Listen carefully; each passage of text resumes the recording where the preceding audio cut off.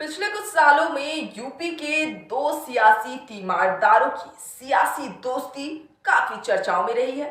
हालांकि ये दोस्ती कभी बन जाती है तो कभी टूट जाती है। कभी ये दोनों एक साथ नजर आते हैं तो कभी एक दूसरे के खिलाफ खड़े हो जाते हैं। जी हाँ, दरअसल हम बात कर रहे हैं समाजवादी पार्टी के मुखिया और यूपी के पूर्व सीएम अखिलेश यादव और भीम आर्मी प्रमुख आजाद समाज पार्टी के नेता चंद्रशेखर आजाद की। नमस्कार, आप देख रहे हैं टीवी 27 न्यूज और मैं हूं आपके साथ सुरभि गोस्वामी। वैसे तो सियासी दोस्ती का समय कोई भी राजनीतिक पंडित नहीं बता सकता।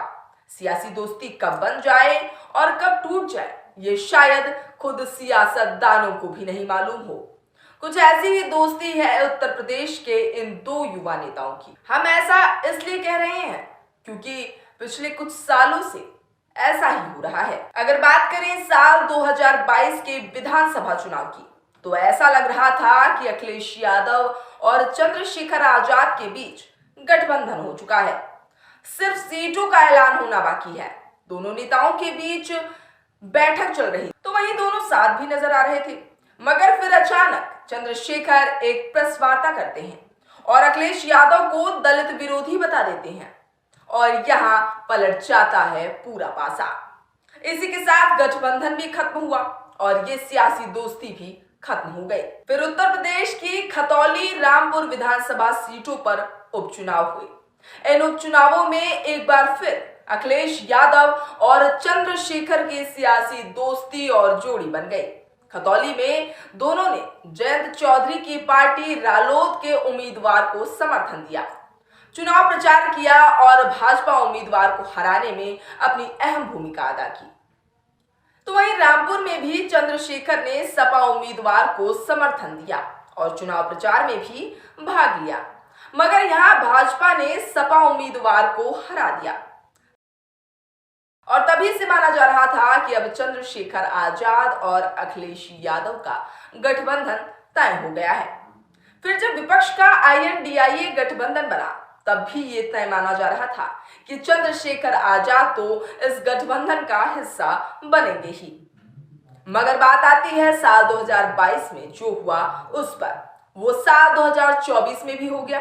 आखिरी वक्त में चंद्रशेखर आजाद और अखिलेश यादव अलग अलग हो गए और विपक्षी गठबंधन में भी चंद्रशेखर को जगह नहीं मिल पाई। तो आखिर बात बिगड़ी कहां? बता दें कि साल 2022 में अखिलेश और चंद्रशेखर के बीच सीटों को लेकर सहमति नहीं बन पाई थी।